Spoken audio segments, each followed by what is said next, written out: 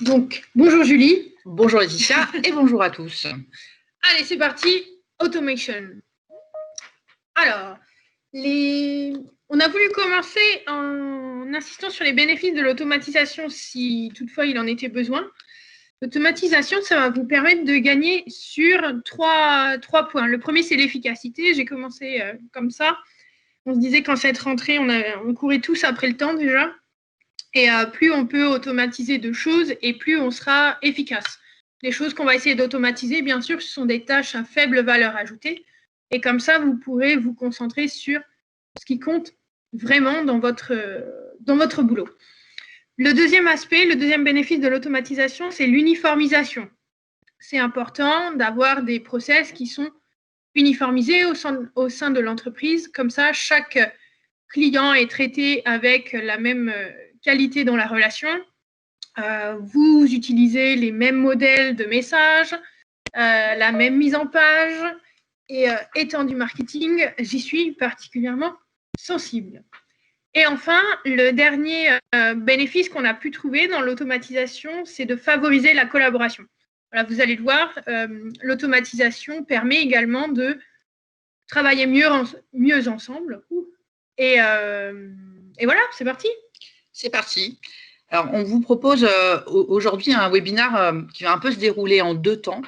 On va faire une première partie où on va dérouler un scénario très métier, orienté plutôt sales, qu'on va donc dérouler dans l'application. Et ensuite, une deuxième moitié de webinaire où finalement, on va aller un petit peu sous le capot et on va vous montrer, bien pour réaliser ce scénario, comment on a paramétré IDIL CRM. Sous le capot, c'est le titre le plus sexy qu'on ait trouvé. Oui, c'est moi, Laetitia, je crois, donc c'est pour ça. Alors, le scénario qu'on vous propose aujourd'hui, donc on a un internaute, on l'a appelé, qui remplit un formulaire web sur toujours le site de Voyage Plus, et notre internaute s'appelle Fabien Bellemare. Tout à fait. Et donc, il va être transformé et affecté à un commercial, mais il va être transformé non pas par le commercial, mais par une personne du marketing qui gère les leads. Ensuite, notre commercial préféré, Dominique Miller, va qualifier le lead, va envoyer une proposition commerciale et derrière, évidemment, on aura le suivi avec la planification d'une relance et on verra aussi qu'il va collaborer derrière avec Pauline, la personne du marketing. Bon, on vous a un peu spoilé l'histoire parce que dès le début, on vous dit comment ça va se passer. Mais voilà, donc retenez bien, ce matin, il y aura 3 personnages. Fabien Bellemare, qui est le client, l'internaute, et 2 personnes qui travaillent pour Voyage Plus. Pauline Parmentier, qui fait du marketing, qui va gérer les leads et qui est également chef de produit. Et Dominique Miller, donc, qui est le collègue de Pauline et qui, lui, est commercial. Le décor est planté. Allons-y. Allons-y. Alors, on va commencer par, donc, comme on vous l'a dit, on est sur le site internet de Voyage Plus et on est donc Fabien Bellemare. Et qu'est-ce qu'on recherche, Laetitia? Un voyage. Un voyage. Donc, un voyage de préférence aux Amériques. Voilà, puisqu'on a envie de voyager. Et c'est pour une lune de miel. Ah, lune de miel, important, effectivement. Oui, donc, sinon, ça va nous foirer le reste de la démo. C'est vrai. Donc, Fabien nous indique son nom, son prénom. Il va nous donner, évidemment, son email.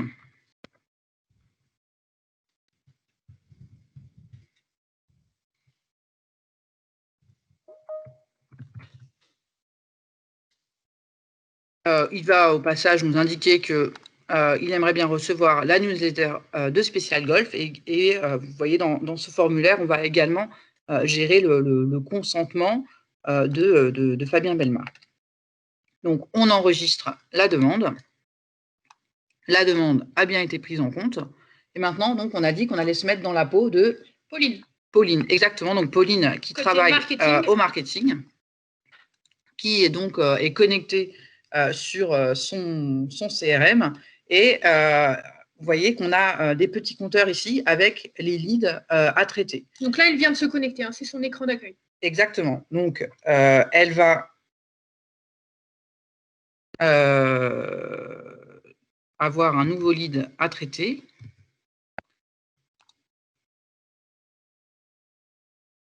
Ouais, il y a un petit temps de latence entre l'affichage de Julie et le nôtre. On va transformer ici la silhouette. On va d'abord la consulter. On va retrouver le commentaire que nous a mis Fabien Bellemare. Donc, Pauline se dit qu'effectivement, ce lead a l'air plutôt sérieux et elle va ici transformer le lead. Juste un petit rappel, on transforme une silhouette en personne, c'est ça? Tout à fait. Et ça, c'est on décide de le faire à la main. Oui, on aurait pu également choisir de le faire de manière automatique pour que le CRM directement aille soit créer une personne si elle n'existait pas déjà, ou alors aller ajouter cette nouvelle opportunité sur Fabien Bellemare. Alors, qu'est-ce qu'on voit ici? Le CRM va me suggérer une personne. Donc, je ne sais pas si vous l'aviez remarqué, mais tout à l'heure, quand j'ai tapé Fabien Bellemare, en fait, je me suis trompée, enfin Fabien s'est trompé, pardon, et il a écrit son nom avec un seul L. Pour autant, effectivement, on va bien nous pousser ici la nouvelle, le contact, la personne Fabien Bellemare, tout simplement en le rapprochant avec son adresse email qui avait été tapée de manière correcte. Donc ça, c'est un dédoublonnage, un traitement de dédoublonnage qui a été fait en se basant sur l'email. Exactement. En fait, on a vraiment, on le verra tout à l'heure quand on ira, comme on l'a dit, sous le capot, le moteur dédoublonnage, en fait, qui a tourné et qui nous dit, tiens, j'ai un contact, c'est peut-être celui-là. Donc ici, on va effectivement confirmer qu'il s'agit bien de Fabien Bellemare. Et on va créer l'opportunité, donc ici, l'opportunité est pré-remplie, évidemment, avec toutes les informations qu'avait saisies Fabien Bellemare. Au passage, Pauline, elle en profite pour dire, tiens, je vais même qualifier ici directement le lead, ou c'est Dominique qui va le faire plutôt. Non, c'est plutôt Dominique qui le fera. Donc, elle va simplement enregistrer le lead et dire qu'effectivement, voilà, elle a fait son travail.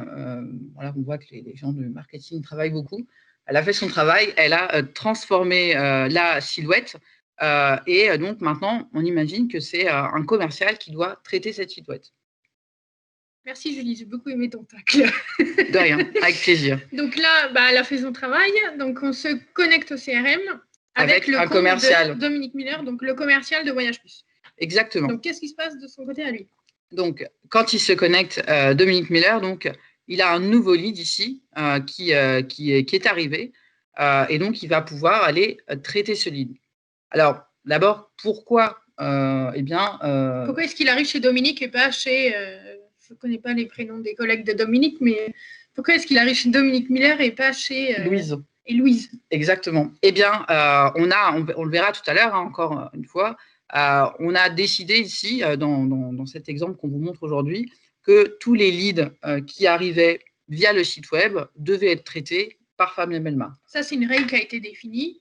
C'est une règle interne à Voyage Plus, ça aurait pu être autre chose. Voilà, effectivement, on va pouvoir utiliser, donc, je pense que certains d'entre vous l'ont compris, le moteur de règles pour affecter automatiquement les leads. Ici, on a fait par rapport au canal, mais on pourrait imaginer d'affecter le lead automatiquement par rapport à d'autres critères. Une zone géographique, par exemple? Typiquement, effectivement, une zone géographique, si elle a été renseignée sur le formulaire ou si elle est renseignée sur la fiche du contact, on peut faire des orientations comme ça par secteur géographique ou par exemple par produit, par type de voyage. On pourrait imaginer que c'est un Dominique Miller qui traite les voyages de noces, par exemple. Ok. Donc alors, il a ouvert son compteur, donc il voit les leads là qui lui ont été affectés et on retrouve celui de Fabien Bellemare. Exactement. Donc on a celui qui a été légèrement qualifié par la personne du marketing, n'est-ce pas? Tout à fait. Donc maintenant, Dominique, donc, vous voyez qu'il a ici un workflow et il va pouvoir qualifier le lead. Donc, on clique sur qualifier tout simplement. Et ici, on s'aperçoit que, là, vous le voyez en rouge ici, on demande à Dominique de qualifier le type de voyage, quel est le type de voyage que Fabien souhaite. Donc, effectivement, un voyage de noces, visiblement, puisqu'il nous l'a bien indiqué ici que c'était pour une lune de miel. Et quand je choisis voyage de noces, eh bien, j'ai, voilà, exactement, des nouveaux champs qui apparaissent. Donc, on avait la durée en jours, on a une date début de prévue, donc là, visiblement, Fabien ne nous a pas parlé de date. Par contre, il nous a quand même bien précisé qu'il voulait aller aux Amériques, donc on va qualifier un peu le lead et renseigner le maximum d'informations sur cette opportunité. Donc l'affichage des champs dépend du choix qui a été fait dans le type de voyage. Tout à fait. On peut vraiment conditionner les champs par rapport à une information. Sous le capot, ça s'appelle les display box. Et voilà. On va continuer ici de dérouler le workflow. Et maintenant, Fabien, il a son opportunité qui a changé d'état, qui n'est plus à l'état lead, mais il doit envoyer un devis à Fabien. Donc, on va lancer la procédure envoyer propal ou devis. En lançant cette procédure, donc là, on est vraiment dans… Tout à l'heure, Laetitia parlait d'uniformisation des processus. Donc là, c'est vraiment l'idée, c'est d'uniformiser le process pour un commercial. Quand il doit envoyer une propale, qu'est-ce qu'il doit faire? Ici, on a effectivement, il doit envoyer la proposition. Donc, on va le faire juste après.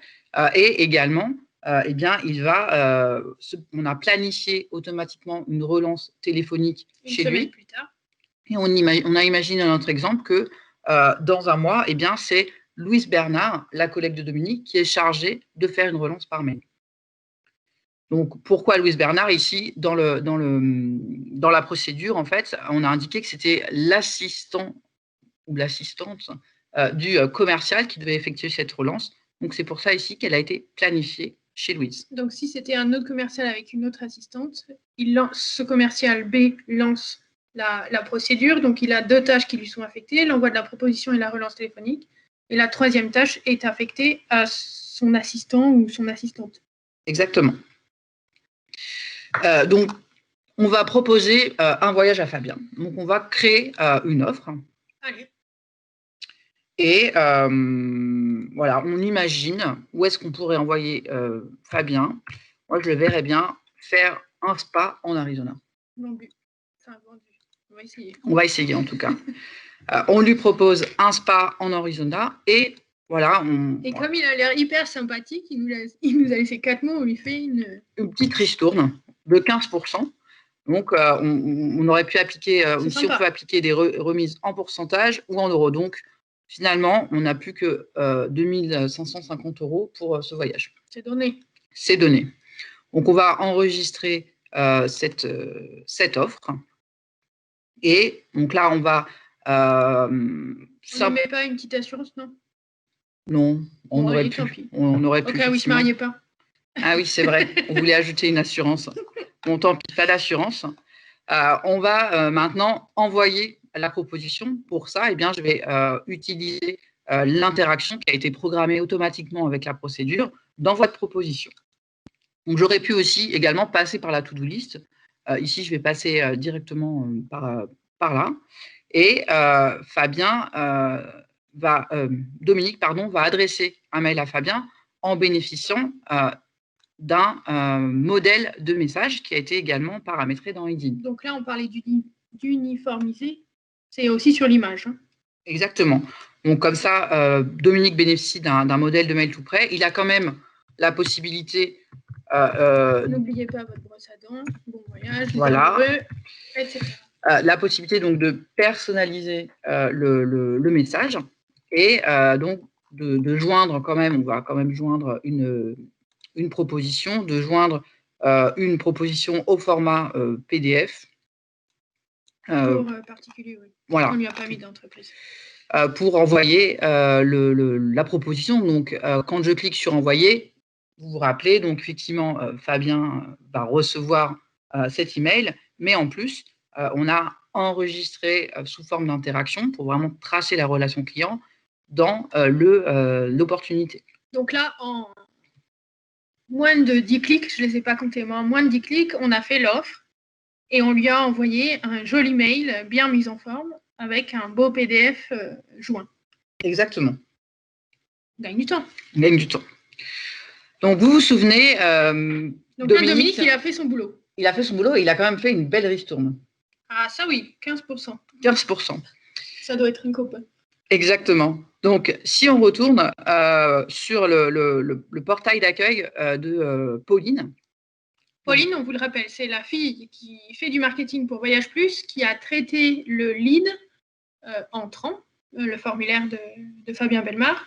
Et elle est aussi chef de produit. Sur quel produit? Sur les voyages de noces. Donc, si je vais voir ici sur son portail d'accueil, on s'aperçoit ici qu'elle a une alerte qui a été envoyée sur son mur. Donc, ici, on a illustré cette alerte par le mur, mais ça aurait pu être une adresse qu'elle aurait pu recevoir par mail, même par SMS.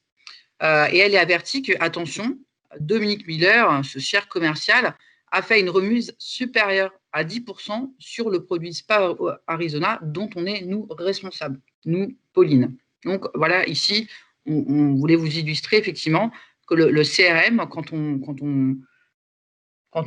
on paramètre correctement tous les outils du module automation et du module administration, eh bien, on va pouvoir permettre aux collaborateurs de collaborer, de travailler ensemble et de mettre en place des alertes automatiques. Ça peut servir de garde-fou, disons. Si on se rend compte que sur un produit, on est obligé de faire des remises, sinon on ne le vend pas, eh bien à ce moment-là, Pauline, il faut qu'elle revoie son voyage, qu'elle revoie son package parce que vraisemblablement, il est trop cher ou le prix n'est pas adapté. Quoi. Voilà. Alors effectivement, ici, dans notre exemple, on a mis l'alerte. C'est un peu trop tard, puisque Dominique a envoyé son offre. On aurait pu aussi mettre en place des workflows de validation, ce que font pas mal de nos clients. Et on va indiquer que si on fait une remise de plus de X%, eh bien, il faut l'autorisation du directeur commercial, par exemple. Donc là, on était sur le capot. Exactement. Voilà, on nous a fait un scénario métier assez simple, voilà, très, très sales. Et maintenant, on va vous montrer un petit peu sous le capot. Donc, si vous avez des questions, alors les questions vont peut-être venir justement après, là, sous le capot. Mais si vous avez des questions, je vous le redis, surtout n'hésitez pas. Vous avez l'espace de chat quand vous ouvrez la fenêtre avec l'icône bulle. Ou alors vous pouvez activer votre micro et nous la poser en direct. Mais bon, les questions vont peut-être venir maintenant. Exactement. Donc ici, on a remis le scénario avec à droite tous les éléments de paramétrage qui ont été utilisés dans cette démo pour arriver à ce scénario final. Donc, on va, plutôt que de faire juste un slide, vous les montrer. Si j'y arrive. Donc, la première chose, c'est on vous a montré un formulaire. Okay, donc, vous vous souvenez, on était sur le site de Voyage Plus, qui est un faux site. Par contre, tout ce qui apparaissait en dessous, ça a été paramétré dans un formulaire. Envie d'un devis, on a défini ici quels sont les champs qu'on va demander à l'internaute, ici à Fabien. Donc, vous vous souvenez, on lui demandait son besoin, son prénom, son nom, son email, etc. Donc, ici, on peut vraiment piloter ce formulaire à partir du CRM. Et en plus, définir des données qui vont être alimentées automatiquement. Typiquement, l'origine, ici, on va indiquer que toutes les informations qui sont créées à partir de ce formulaire vont avoir pour origine Canal Web. C'est ce qu'on a vu sur l'opportunité qu'a traité Pauline. Exactement, ça va vraiment redescendre jusqu'au niveau de l'opportunité dans l'objectif de mesurer derrière directement le ROI. On vous a indiqué tout à l'heure qu'on pouvait également soit transformer cette silhouette manuellement, comme on l'a fait pendant cette démo, ou alors automatiquement. Eh bien, ça, tout simplement, ça a été défini ici sur le formulaire. On a indiqué qu'on ne voulait pas lancer de transformation automatique. C'est pour ça qu'on avait une étape manuelle chez Pauline pour transformer le lead. Deuxième élément de paramétrage, le moteur de dédoublonnage. Quand Pauline a transformé cette silhouette, vous vous souvenez, on avait le CRM qui nous suggérait eh bien, le contact Fabien Belmar. Donc, comment le CRM nous l'a suggéré? Eh bien, simplement, vous l'avez dit, en utilisant le moteur de dédoublonnage. Et ici, on a indiqué que si deux contacts avaient le même email, eh bien, a priori, on va dépasser le seuil de suspicion et donc le CRM va nous proposer ce contact. S'il y avait eu plusieurs contacts avec cette adresse email, il nous l'aurait proposé. De la même manière, si on avait eu un contact avec le même prénom et le même nom, et cette fois avec un seul L, pardon, eh bien, il nous aurait proposé les deux contacts. Autre élément. Donc là, tout est paramétrable. Hein. Ça dépend aussi de votre secteur d'activité. Vous pouvez mettre un numéro de sécu dans un formulaire, c'est peut-être un peu compliqué, mais bon, tout champ peut servir de critère de dédoublonnage. Oui, on a beaucoup de nos clients qui rajoutent un numéro de client, un numéro d'adhérent, ce genre de données qui vient même d'un autre système, d'un ERP. Eh bien, on va évidemment, dans ces cas-là, l'utiliser comme critère de dédoublonnage en mettant même un seuil de certitude. Si deux personnes ont le même numéro de client, a priori, c'est la même personne. Après, tout à l'heure, on vous a dit soit c'est automatique, soit c'est fait à la main. Ce choix-là dépend grandement, là aussi, du secteur dans lequel vous êtes. C'est-à-dire que si vous vendez du produit de masse, vous avez peut-être intérêt à faire des transformations de silhouettes en automatique. Là, Voyage Plus, ils n'ont pas beaucoup de clients, donc ils peuvent le faire à la main, mais voilà, c'est aussi un choix, c'est une stratégie à laquelle il faut réfléchir. Oui, et ça va dépendre aussi un peu, et ça dépend également des métiers, entre guillemets, de la qualité de données qui est saisie sur vos formulaires. Oui. Parce que si vous avez vraiment également un formulaire qui est très grand public, où vous allez avoir des données qui vont être saisies du type Toto ou James Bond, eh bien là, avoir une transformation manuelle, ça peut également avoir de l'intérêt dans l'objectif d'assurer une bonne qualité de données. Autre élément de paramétrage, vous vous souvenez, le lead, une fois qu'il avait été transformé par Pauline, avait été affecté automatiquement à Dominique Miller. Donc pour ça, on a effectué une règle dans le moteur de règles. On a indiqué que si l'origine de l'opportunité était le web, alors eh bien, l'acteur en charge est Dominique Miller. Voilà, on l'a fait simplement ici. Ici, on aurait pu avoir d'autres conditions. Ça aurait pu être si l'origine est égale à web et que c'est un voyage de noces, par exemple, ou dans tel secteur géographique, comme on l'a dit tout à l'heure. On peut comme ça faire des affectations de leads de manière automatique à des commerciaux. Donc là, ça a fait l'affectation automatique et puis on le voit en dessous, l'opportunité est passée au statut lead. Exactement. Alors, on a également… Il peut y avoir des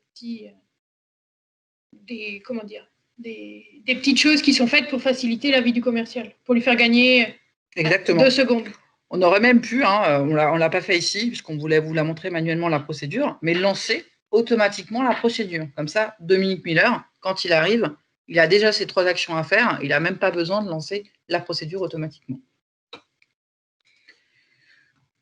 Autre élément de paramétrage, vous vous souvenez, quand Dominique a qualifié le lead, il a indiqué que c'était un voyage de noces et on a des nouveaux champs, le continent, oui, qui sont apparus directement sur le formulaire.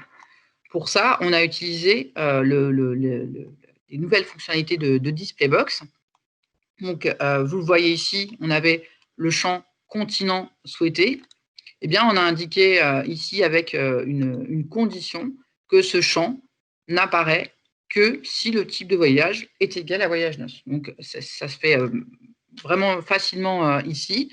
On peut ajouter des conditions comme ça et gérer l'affichage des champs eh bien, uniquement via du paramétrage grâce au display box. On peut mettre plusieurs conditions.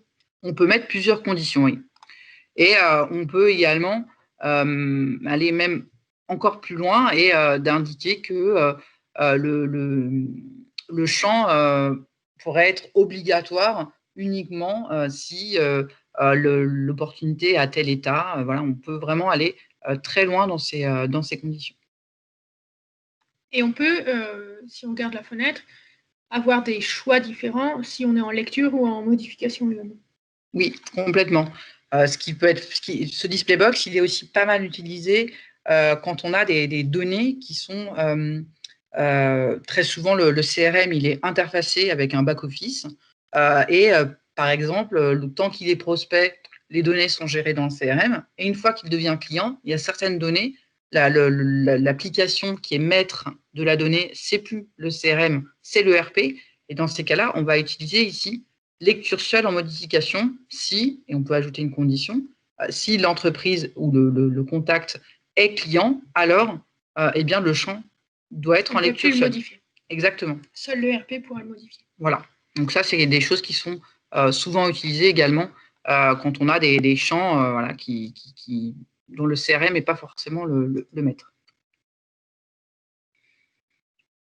Autre élément de paramétrage, le dernier, vous vous souvenez, eh bien, Pauline, elle avait une alerte sur son mur qui lui indiquait attention, il y a eu une remise supérieure à 10%. Donc, pour ça, on a là également utilisé le moteur de règle. Le moteur de règle, il a un peu deux fonctions différentes. Il peut, comme on l'a vu tout à l'heure, mettre à jour des données et donc affecter automatiquement un lead à Dominique Muller, ou il peut être utilisé vraiment comme centre de notification. Et donc, on peut notifier par le mur, comme on l'a vu ici, par email ou par SMS. Stéphanie, j'ai vu la question, hein, mais on y reviendra à la fin, comme c'était sur les formulaires web. On la traitera avec Julie tout à l'heure. Bah dans 2 minutes, parce qu'on a terminé ici. Donc, on a mis une condition. Donc, si la remise est supérieure à 10, alors, eh bien, je vais publier un post sur le mur, tout simplement. On a ajouté cette règle ici. Alors, quelle était la question, Laetitia? La question concernait le formulaire web. Le formulaire, il s'utilise comment sur le front de notre site web? Alors, on va aller vraiment encore plus sous le capot. J'ai le formulaire ici. Tu as 30 secondes. Et après, on entrera dans les détails, parce que Stéphanie doit nous quitter. Ah, alors je réponds simplement. Vous voyez, on a le formulaire ici et on a un petit bouton déployer ici. Quand je clique sur le bouton déployer, sans vouloir rentrer trop dans la technique, on a un petit bout de script qu'il faut coller donc ici dans l'entête de la page et ici à l'endroit à la page où vous voulez que le formulaire s'affiche. Donc ça, on le fait une fois et après, c'est vraiment le CRM qui pilote le formulaire. Donc ça veut dire que si vous le faites une fois et que demain, vous décidez d'ajouter un nouveau champ dans ce formulaire, il n'y a besoin d'aucune intervention sur le site. C'est vraiment le… on intègre une fois la balise. Exactement. Et après… On met à jour exactement, dans le CRM. Exactement. Voilà Stéphanie. On a fait le tour et du scénario et de sous le capot. Ça faisait un peu marathon là, sous le capot. Il y avait beaucoup d'informations. On espère que c'était clair pour vous. Est-ce que vous avez des questions?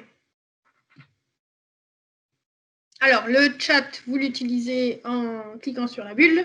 Et sinon, vous pouvez aussi activer votre micro. Comme ça, on vous entendra.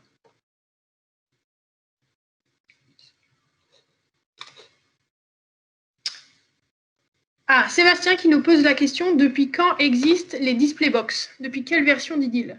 Oula, Julie fronce. Elle cherche l'information dans sa tête. Les display box, c'est une nouveauté de la 2019. Hein. C'est arrivé donc dans la version 2019. Alors que le moteur de règle, lui, est arrivé dans la version 2018. Voilà. Sébastien, te dis merci. Et bien de rien. Je ne sais pas s'il y a d'autres questions. Peut-être qu'on peut revenir au slide. On voulait vous donner quelques... On va faire ça, Christian. On va vous donner quelques nouvelles. En attendant, comme ça, on va attendre les questions qui arrivent. Quelques nouvelles qu'on voulait vous partager. Donc, je ne sais pas si vous avez vu passer la communication, mais Inès CRM, donc un éditeur lyonnais, a rejoint le groupe FICI. Ça fait de cela 2 semaines. Voilà, donc les premières rencontres entre les équipes ont été faites. Vous pouvez même nous retrouver sur le Salon Solutions cette semaine. Aujourd'hui, c'est le dernier jour, donc il faut faire vite, c'est Porte de Versailles. Voilà, on est ravis de les rejoindre. Ça nous fait une présence à Lyon, ce qui est toujours bien parce que c'est la capitale de la gastronomie. Et non, blague mise à part, ça nous permet d'être encore plus proche de nos clients en ayant un bureau sur place. Les CRM Days, donc, je vous promets qu'on y réfléchit. C'est pas facile de prendre une décision parce que, voilà, il y a toujours des mesures gouvernementales qui viennent en surcouche sur les décisions qu'on peut prendre. Donc, on va faire ça. On a une jolie release qui sort fin octobre, début novembre. Donc, ce serait dommage de ne pas vous montrer ça.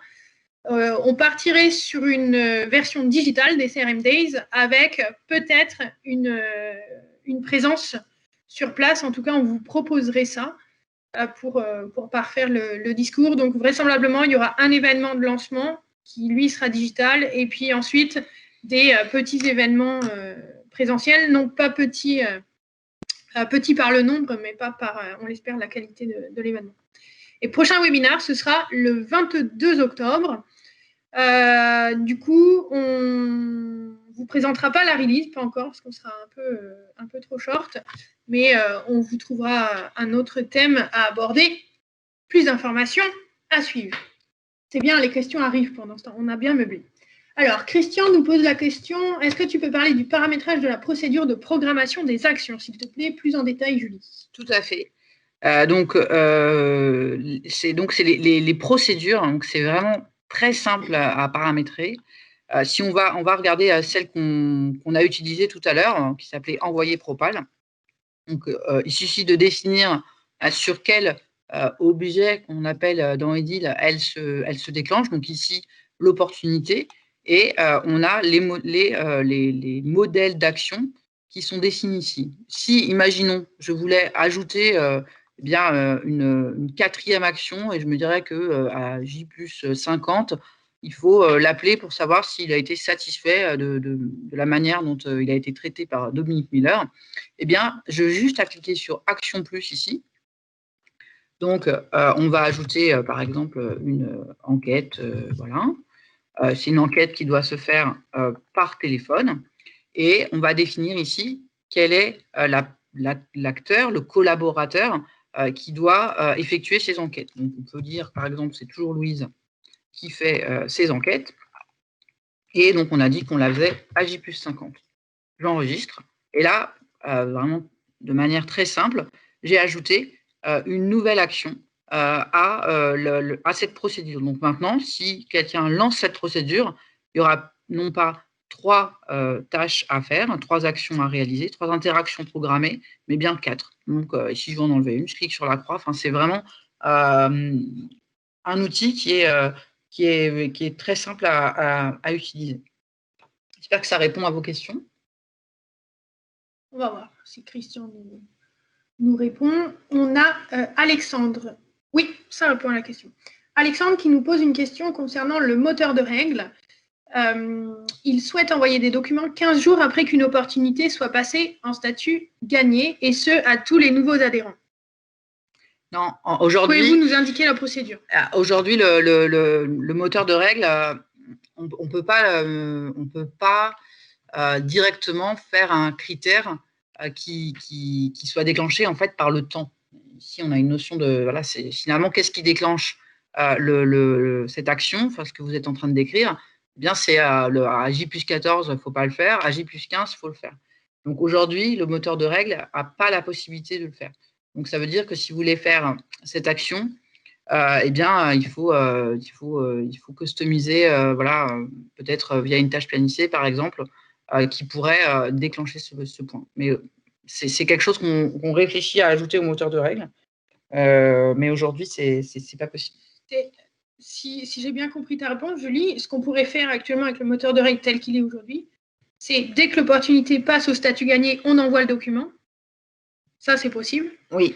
Mais 15 jours après que l'opportunité soit passée au statut gagné, on ne peut pas. C'est ça ? Non, par contre, ce qu'on peut faire, c'est programmer une action 15 jours après. Donc, une interaction. Donc, indiquer, comme on l'a, voilà, avoir une relance dans 15 jours. Et du coup, la personne en charge voit l'action à faire dans son dashboard. Ça, par contre, on peut le faire automatiquement. Et puis, on peut imaginer que ce soit une personne du marketing qui fasse ce genre d'action et elle nous fait un emailing pour je sais pas moi, j'ai aucune idée des volumes, mais les 50 nouveaux adhérents d'il y a 15 jours et chaque jour, elle envoie un email comme ça, c'est ça ? Oui. Voilà, j'espère que ça répond à la question d'Alexandre. Est-ce qu'il y a d'autres questions ?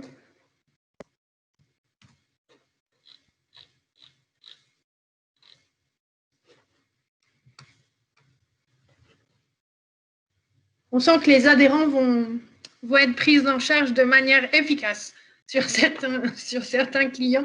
Voilà, il y a des questions qui se posent sur l'automatisation. Écoutez, je crois qu'il n'y a plus d'autres questions. Non.